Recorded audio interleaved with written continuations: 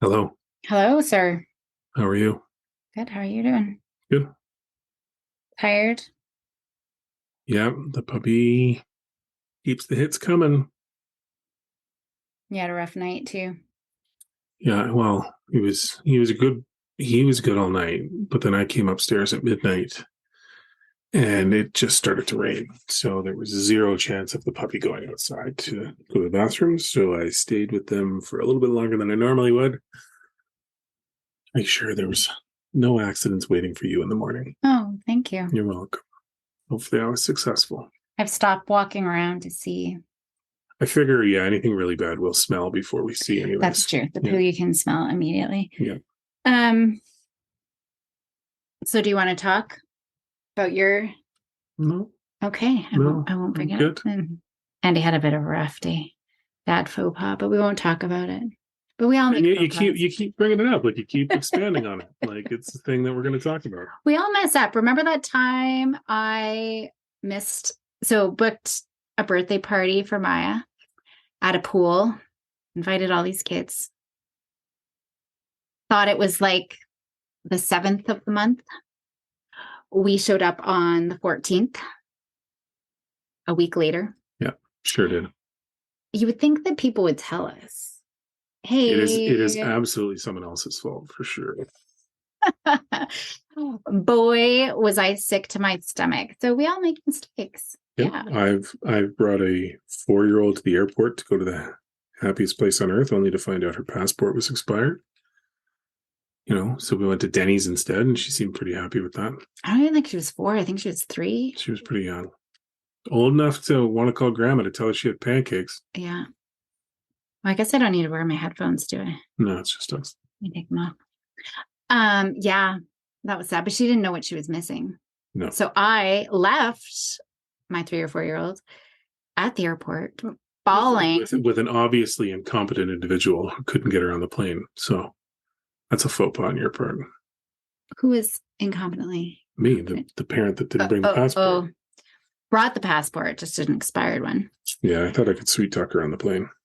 Yeah, but they did not. And then the good mom that I am, left her bawling with my other one and took her to Disney World.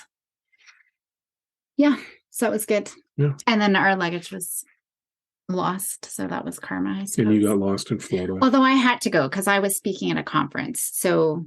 Yeah, it wasn't like you just abandoned us. I probably still would have gone, though, anyways. 100% you would have. To Disney? You would have killed members of the family to get there. Favorite place in the universe. We went to Euro Disney. Trash Disney. Last summer. It's like a French Callaway Park. Yeah, it's like a paper mache version of Disneyland. But I was so excited, I cried the minute I got it. But by the time it took us from walking from the parking lot to the front gates, I cried.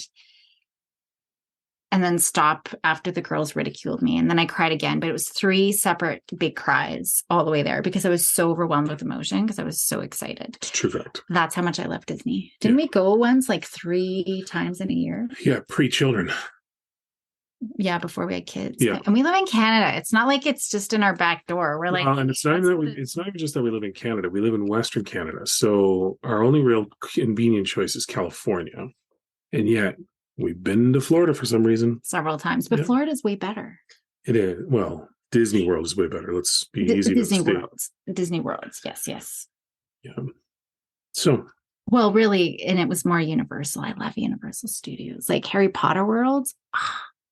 And there was this Yeti. You've not been to Harry Potter World? That was the trip we were supposed to go. I'm not going back. I don't care. We gotta go. It is amazing. No. I don't do rides. So what is the point? All it really means is that I go to a place to stand in line with people. That's what these amusement parks are. You're like, oh my God, it's the best place in the world to stand in lines to watch other people go on rides. But the ride, but they're you keep going. Ben, it's not like the tight little roller coaster. Maybe the Yeti. It is. Everything is. But there's some where it's honestly like amusement park rides have been designed for people in the 1950s, where the average height was 5'6" for men or whatever it is, And then I get in there and people are like, just squish. I'm like, yeah, I'll just shrink by 2 feet and this will go over my head. No. The last ride I ever attempted to get on, and it will never happen again, was that stupid Nemo ride at Euro Disney, where everybody was cool and yeah, you'll be fine. I couldn't even get my knees in. And everybody's like, just scoot down. I'm like, by amputating my legs? Like, how do you want this to happen? So that was it. I'm done. I'm not a rides guy. I'm officially done. Actually, that Nemo ride was pretty cool at Euro Disney. That's awesome. I'm glad everybody was enjoying it. Not worth the 3-hour lineup. No, it was not. At all. But that's okay. And hey, fun fact, France does not have any sort of speed up pass that actually works. They had something that was there, but it didn't really speed you up. No. But somehow we got in. Yeah, because we just... I think we went and bought like extra. I don't even remember. We got in somehow. Anyway, I brought another guest in today. I know. You're killing it. I know. And it's again just on the topic of burnout. I think that we're feeling this so much. I've talked about it already on this podcast. And we're out with friends just this past weekend talking about, parent burnout. And so it really shows up in so many different parts of our life. So we're going to be speaking with Dr. Christina Fontana.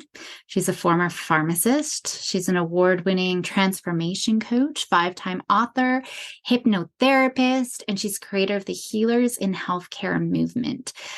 There's lots to talk about with Christina and about Christina. I will put up in the show notes more information about her, and she's got some great free giveaways, which she'll talk about in this podcast. So yeah, check out the show notes, check out the free, awesome burnout guide that she's offered. And she also has her own podcast that you can check out. Sounds good. All right, let's dive in. Wonderful, Christina. Thank you so much for joining us on the show today. Thank you so much for having me. Like I said, I love that you're a husband and wife pair duo here, and I can see you live. I know it's an audio podcast, but I love being able to see you and engage. And I just think that's really great that you have a podcast together. Thank you. Well, why don't we start off by having you tell us a little bit about yourself? Yeah, so I am a pharmacist. I went to school at St. John's University in Queens. So I'm originally from Long Island. You'll hear the accent come through. I'm here in Pittsburgh now. And since pharmacy school, I went through a lot of my own healing journey of eating disorders, homelessness, having just a lot of PTSD and anxiety from a lot of trauma in my childhood and up, my whole 20s was a roller coaster ride. And I start with that because I want people to know that, I know that this Hold on. Sorry, we're going to have to stop. If she's not coming through on the mic, we're not going to hear her for the podcast. Yeah, there's nothing in my headphones. That's why I took them off. Okay, well, that's what I was saying. Sorry, Christina. Sorry. No, okay. He said he could hear you and I'm like, I don't think I can hear her in the headphones. Oh, no. Okay. Okay, that's it. We got it now. Maybe talk. I'm so sorry. Yeah, that's okay. No, we didn't go all the way through. I knew I couldn't hear her, but Can you hear now? Yes. But I could hear you, but it was coming from the computer, but this is better. Yeah. Okay. Okay. Take 2. Go ahead. Thank you so much for joining us on the show today, Christina. It's wonderful having you here. Yeah, I'm so excited. Thank you. So why don't we start by you telling us a little bit about yourself? Yeah, absolutely. So I am originally from Long Island. I'm a pharmacist. I went to St. John's University. I come from a family of pharmacists. I am a huge nerd and I know today we're going to talk a little bit about the nervous system and burnout and some tips that you can take away because I know that, I've been hearing that topic constantly. And so I want to empower you today with some really tangible takeaways that you can walk away with to implement in your life. And the reason why I love talking about this topic is because I have been a burnt out pharmacist working 12-hour shifts back to back and not having any breaks, feeling like I was standing behind a counter in the white coat and had, this 6-figure salary and whatever, but, all these other people are like, oh my gosh, like you're a pharmacist and you have all these things going for you, but feeling very empty inside and feeling like my true light was dimmed out. And so I've had a lot of those experiences in my life of burnout. And burnout to me doesn't just come from the work environment or like things externally. It can come from internal stress, from past trauma, from unresolved emotions that we're holding on to. And so I always call it like a multi-dimensional process of healing, because it's not just looking at nutrition. It's not just looking at stress management. It's a really deep level of healing that I myself have experienced. And so I'm extremely passionate to empower other people however I can. So I'm excited to chat with you today. Well, and I love that you brought that up, because so often people just think, oh, just go for a massage or just have a nice bath and just get a pedicure and everything will be, but it's so much deeper. You're right. There's so many layers. Right. Yeah. And I think that we're definitely feeling this. And then there's that added component, I have this life, and from the outside, everyone's like, you've got this life. And you might be thinking, I've got this life. So what's wrong? And that just adds, I think, more shame and stigma. What's wrong? There's so many layers. So where do we start? Where do we go? Yeah. So for me, I always like to start kind of with a little bit of my story of, kind of giving you an idea of, like I said, with burnout, it's not just the here and now. It's actually from the past, maybe abuse or trauma that we've experienced, because when a trauma happens, our brain goes into high frequency gamma waves. They're unstable. We have, stress chemistry floods the bloodstream. We go into fight, flight, or freeze. And when people go through repeated trauma, they almost it's like the on switch is always on, right? So it's that hypervigilance. Some people go more to shut down or freeze with the polyvagal theory. I know you and I talked a little bit before the broadcast, but everybody has these different patterns that show up whenever we're under these high levels of stress. And so for me, I know I go more towards anxiety, irritability, and that hyper arousal state where I'm ready to fight, right? Like, so talking about fight, flight, or freeze. And what I found is that that's really the top layer, that there is something going on in the nervous system from past experiences, from childhood trauma, even COVID we've experienced. That was very traumatic for everybody. So I always picture your nervous system as a pool, and people start throwing beach balls in the pool, and 5 balls represent COVID and 5 represent financial stress and before you know it, your pool is full and you're so overwhelmed that you can't even move. So if you're visualizing this, right? And so there's so much, it's called allostatic load, but it's the cumulative stress over a lifetime that we all carry in our bodies, and the body keeps score. I know there's a book about that. Mm-hmm. And so thinking about, okay, how, not shaming yourself, realizing like this all makes sense. Like you're shutting down because your body's trying to conserve energy. That's what's happening. And there are different things that you can do to take some of those balls out of the pool to increase the capacity of the pool so that you can have some breathing room. And I think that's what a lot of people are experiencing right now. And you even mentioned, something that was going on in your, sphere of people that you deal with. And I think that just even having that awareness kind of takes that level of judgment off, because it's like you said before, like, what's wrong with me? Why is this happening? And when we can witness ourselves with compassion and say, of course, like I do like inner child work. So I'm always saying to my younger self, whatever version that might be, inner teenager, inner child, honey, like this makes sense. And I'm pregnant right now. So I'm going to tell this baby too, right? When it, grows up, I'm going to try to be the best parent I can be. I'm sure I'm going to have to listen to some podcast episodes to get caught up on that. But it's, I think, compassion and realizing, like, of course, this makes sense. And then, using different techniques, nervous system techniques, or like I said, it's multidimensional. So, well, maybe we can get into some of that in a second, but you're right. I mean, that normalization piece is so important. Of course you feel this way.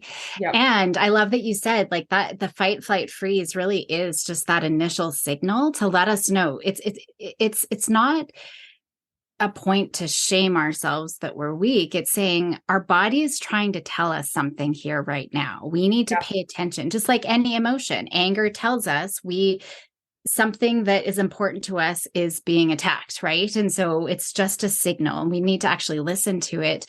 The body keeps score. I also like Dr. Gabor Mate's when the body says no. And that's essentially, again, when burnout hits, it's like you haven't been listening to your body, to all of these signals. You've ignored them. So we are going to now shut you down. And so that's kind of where we end up getting to. Yeah, it's that polyvagal ladder of, the hyperarousal, freeze, and then eventually it's like a computer. It's like there's too many tabs open and it's got to just shut down. So absolutely. Or too many balls in the pool, as I always say. I love that. I love that analogy. Yeah. I didn't make that up. That was from my nervous system coach, but I just think it's really anybody can understand, of course you're going to feel bombarded because there's so many things. And of course, you can't just like throw your kids like the balls out of the pool. But I think just even learning some of these like nervous system techniques or coping tools that I'm sure you teach your clients and patients too can really just help. I think it's, my husband's taking a course right now too. It's really like attunement. It's attuning with that part of you that's anxious. Okay, well, what am I feeling? What sensation is that in my body? Like I said, I always look at kind of, is it a past inner part of me that's wanting to be witnessed, that's saying, I'm scared because the last time that you did this, we failed or something happened. It's a protective part that shows up through, kind of the next layer might be people pleasing or perfectionism or some of these different patterns that are trying to protect you because there was some negative consequence that happened in the past. Because of, like I can say for myself, anytime I spoke up as a child, I got shamed, I got hit, I got punished. So, when I went to go show up in the world as a business owner, people pleasing came through. And so a lot of that bleeds into our current timeline and it's unconscious. So yeah, it's layered. Yeah. Our brain makes such fast associations that we're not even aware of to keep us safe. Right. So we might get a sniff of a smell that could trigger that fight flight because it was something in our environment that scared us previously. I kind of elbowed my husband here when you were talking about like dropping into the body. I was just doing that with him this morning. Yep. Where do you feel this? Just the frustration, having a bad day. Where do you feel this in your body?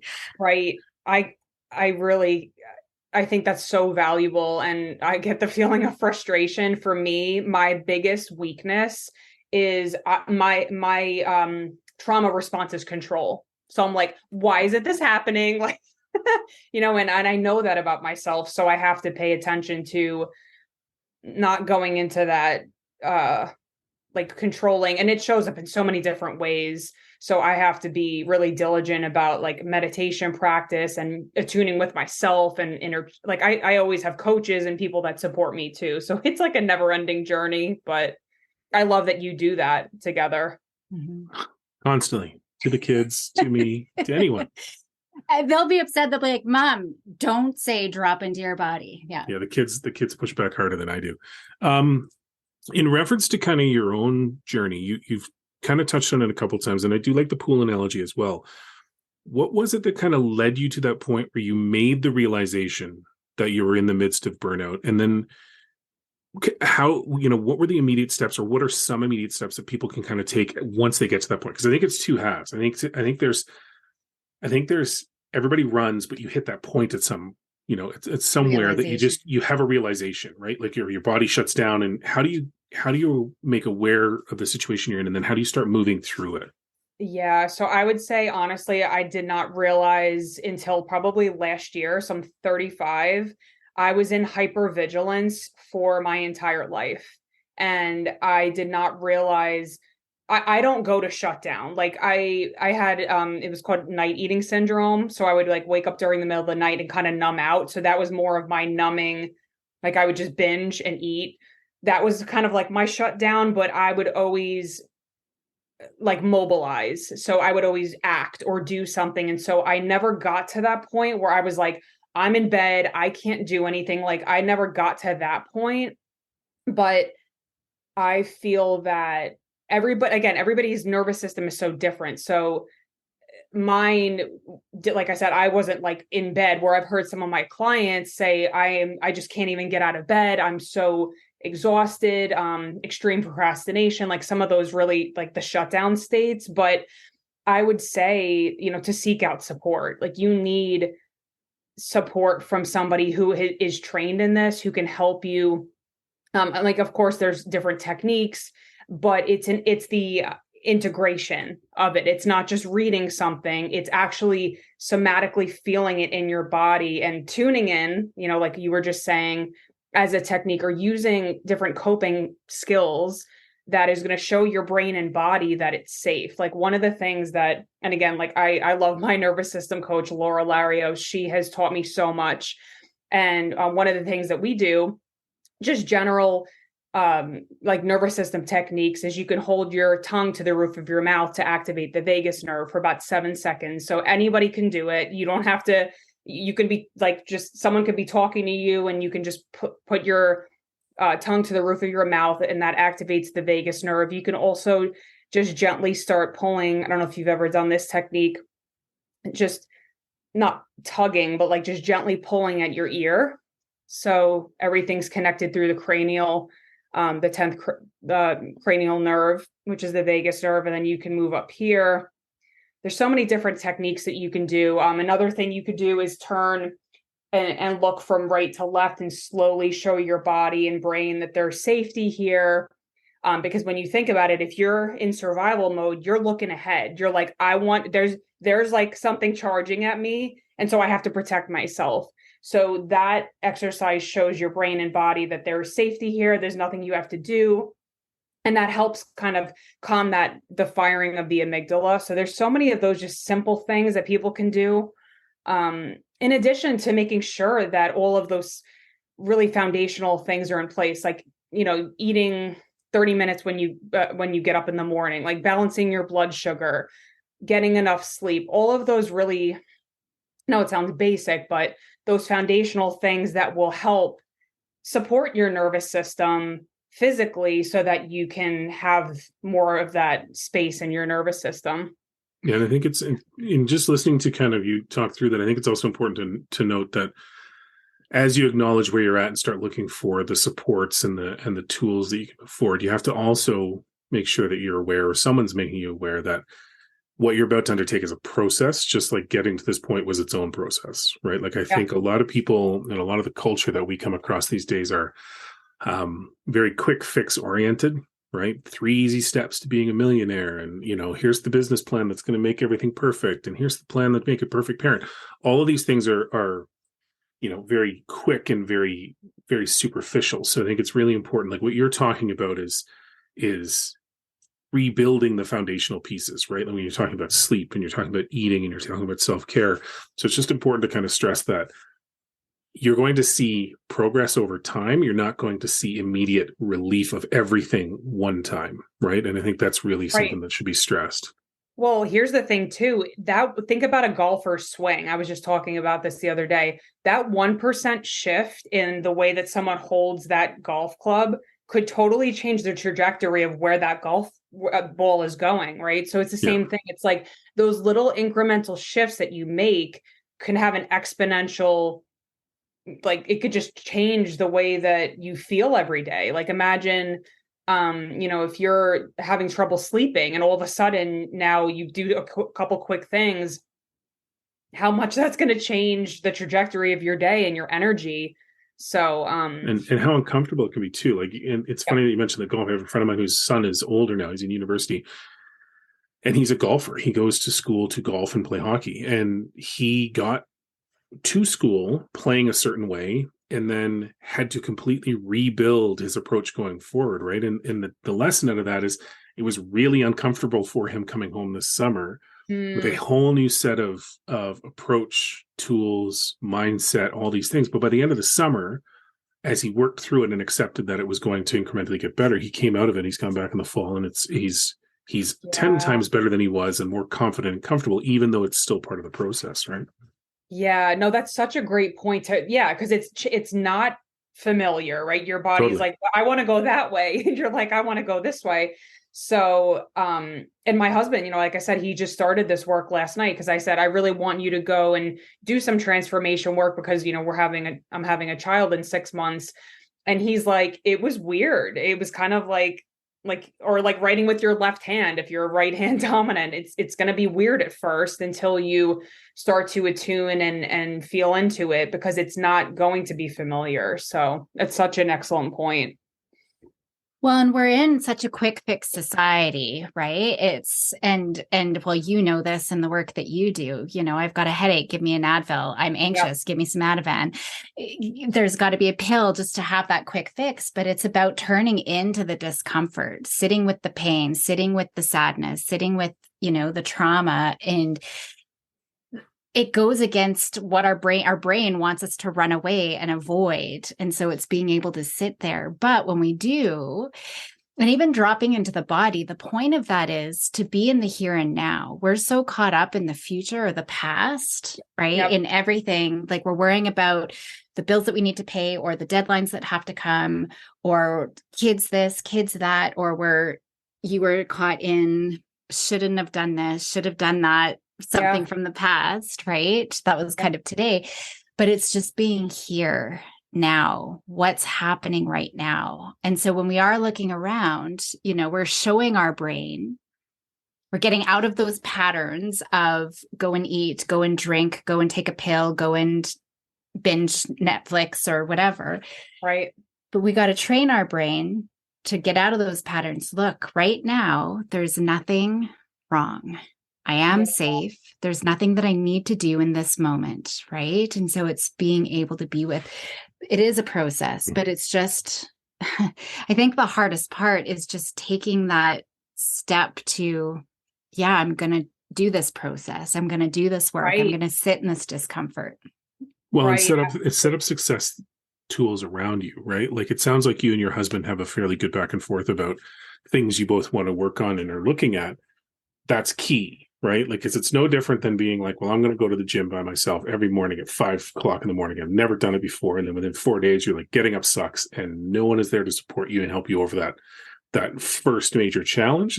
I would see it as being no different, right? In terms of, work with people. You've already talked about it in terms of seek out that support and make sure they understand where you're trying to get to so they can support it, or they can alert you if they see that deviation from what they understand the path is supposed to be and help you reset, right? Because it's so easy, and I find this myself, it's so easy to rationalize the reason to go back or to stay the course, right? And it's not even so much that the course may be comfortable, but how bad it's going to be, and you can live with it, right? You can rationalize anything when you really want to be on a different path, right? So it's just trying to make sure that there's something in place to help you keep on to it.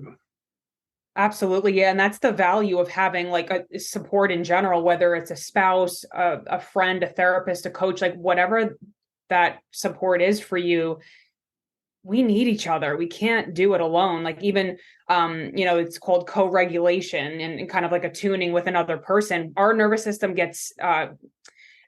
activates safety when we're connecting with another human being. And this is the social engagement center. So when people are overeating, we're actually trying to connect with ourselves. And that's what I was doing. I was like, had so much shame and guilt and unresolved trauma that I was eating and drinking and trying to help, right? Because the body's like, even with certain vitamin deficiencies, I think it's calcium or something. If you're deficient in calcium, you're going to crave, I think it's like soda or pop or whatever, because it leaches out calcium into your bloodstream. So your body is trying to actually self-regulate through these coping mechanisms. And we're not even like, I was like, wow, is that why I was doing that? So again, it's not coming from a place of shame. It's coming from curiosity and compassion, which I'm sure, you're used to doing in your practice as well. Because it is so, when you come from a trauma background, with so much of shame and criticism and judgment, it's so easy to go there. But it's within loving ourselves. That's how we start healing and we start coming back into wholeness and integration of who we really are. So Yeah. And our body knows that too. We talk a lot, like when we get stressed out, all about cortisol and all the bad chemicals that come out. But oxytocin is also like, if there's a tragedy, a tsunami or just devastation, oxytocin is also released for us to come together, right? For Oh, us I to didn't come realize and that. support. Yeah. So, Okay. so that's important for us too. So I think that, yeah, but we're in this culture of, I got to be super mom, I got to be super dad or super whatever, and not come. So I think that that's important. But sleep, like you guys already talked about that. It is so much harder to make any changes and to do anything if we aren't getting that rest that we need. So it really is just one small change. There's been really interesting research where they've shown people just one small change. Some people started eating better, some started sleeping better, but even they looked at people who picked up a book and read 2 pages a day, just something different in their day. And any change that they were able to make, even those people who just read 2 pages of a book, it led to, you had already mentioned this a little bit, but it snowball effects that affected all the different areas of their life. And so Yeah. it's coming to the realization, don't wait till you hit rock bottom. If the title of this podcast episode attracted you, then maybe that's your signal. And then it's making sure, am I getting enough sleep? What is my nutrition? Hydration, that's something else that we didn't talk about, because when we're dehydrated, that cortisol is increased in our body. And then, kind of that next step. And there are those little pieces in the moment that you were talking about, like being able to look around in the room. For me, I know, like I've done my own trauma work, looking up. Yep. Oftentimes we look down and we, close ourselves in, but being able to look up, it actually just sends different signals into our brain. Our brain needs to reprocess everything. When you put your eyes up like that, you actually activate alpha brainwave state. So when you're in high beta, where you're on that high alert, it's beta, then alpha, then theta and delta. So that activates that, and it helps to kind of slow some of those brain waves down. Yeah. So there's lots of those kinds of things, but then at the end of the day, like we've got to learn emotion regulation, and that's where some of that support, extra support, can come in. Right. Any other little tricks just to help? I was just going to go back to what you were saying before. I think it was something about, I don't know, it brought this to my mind about like pivoting, because I've been going through kind of a transition in my business. And, I'm very spiritual. So I always believe like God is doing work in my life. And I don't, even if I'm frustrated, if I'm, whatever's happening, I believe that it's for the phase of my next evolution. So whatever that is. So if I'm experiencing, like this summer, I had to really face off with my control patterns. And there was all these situations that came into my life. And I'm like, okay, this is whirling this out of my energy so that I can, prepare for whatever this next season is. And so seeing it from a higher perspective sometimes too, like, I don't know, I always see things as a gift, even though it's challenging. And, like I said, I've experienced homelessness twice, eating disorders, abuse, being fired, like not everything, but a lot of just crazy experiences. And on the other side of them, I can look back and say, okay, God was molding my character to make me more resilient, to increase my capacity to have compassion for people. And I know that is that to me, that provides some sort of comfort to know that this is how, like, I am being used in the world through this podcast. Even I just see that it's okay if I have to go through things, because I want to share my story. I want to be able to, okay, let's take this. And now I'm actually doing a workshop called Pivot to Profit, because I've gone through so many different things in my business. And I'm like, this is what I've learned, and I want to teach other people. And so I think that too is one of the biggest gifts that I've gotten out of, all of the things that I've been through, turning that pain into purpose and helping other people who have experienced similar things. And that's the definition of resilience, right? Facing adversity, and it's not just bouncing back, it's thriving, right? And you've learned those lessons. And so I think that's a whole other, I'm just like, oh my gosh, I want to talk about this, because but I think that would be a whole other episode, just, like getting to that point and how you pivot to get out of homelessness, for example, and create this amazing life for yourself. I think we could go on a whole other topic about that. I am really curious though, like it's interesting that we're having this talk just in the work that you do. Where do medications come in, if at all, in this, right? Like this isn't a conversation that I would usually have with someone in more of the medicalized sort of lens of well-being. So what we learn in pharmacy school is, even with anxiety medications, depression, whatever, it's always, recommended to supplement. Like there should be some other, like whether it's therapy or other techniques, like you're not just relying on that. And so I believe even with weight loss medications, it's like, look at the lifestyle factors and things like that. So obviously each person's different and some people need that. Like I'm not going to tell someone who's bipolar to not take their medications. They need that chemically to live a normal life. And so I think it just depends on each person. I've been on Zoloft and, gotten myself off of it with nervous system work, with a lot of the things that we talked about today. Because like I said, when I was in that retail space, I had so much anxiety that I felt like I had to be on something. So I've been like, I'm not shaming anybody out there. I've been on medications and taken Xanax and things like that. But, I think it's number one, like, where is that person at? Are they open? Are they willing to maybe taper off of a medication? It's obviously working collaboratively with the doctor, if you're a health coach or a professional, helping and supporting this person. But it's also, I think, meeting them where they're at.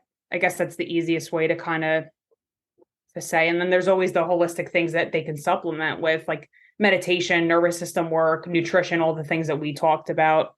Mm-hmm. So, yeah. I just wanted to throw that out there because absolutely. I'm all for medications, ADHD, bipolar, schizophrenia. But with this other work, like, I think it really is, at the end of the day, it's if it's for anxiety and depression, medications become a safety crutch, and people believe, or even marijuana, it's legal here. And so, I need it to sleep, and it just becomes that crutch. And it's one of those patterns that we get stuck into. So it's, how do we face our dragon, right? Without those safety crutches. But yeah, no, that's a great point. I love that you asked that question. Thank you. Mm-hmm. Yeah. Any other questions, Andrew? No, I'm good. You're good. Yeah. Anything left unsaid, Christina, that you think is important for us? I just think this was such a great conversation, and I hope that whoever's listening, that you just feel uplifted. And that's always my goal, is that you feel that you're not alone, that there are people out there that want to love and support you. I actually just created, now that we're talking about burnout, I created a 50-page little ebook called Reignite Your Light, Simple, Effective Burnout Prevention Strategies, that I'd love to give. It's free. So I think it's the link, and anybody can download that. I really break down in simple terms, the nervous system, give 13 different strategies, very simple, effective strategies. So I'd love to give that to your audience. Amazing. Yeah, I think that'll be effective. For sure. Like, great. Yeah. Just hearing this message, right? Wherever anybody is in that journey. So thank you so much. It was wonderful having you on the show. Yeah. Thank you so much. I should have had my husband on. We could have done the two couples. That would have been fun. We could do another one in the future. Yeah, for sure. Yeah. So I will put that link in the show notes, and contact information if anybody wants to reach out and check out some of the work that you're doing. Yeah. Thanks so much. Thank you.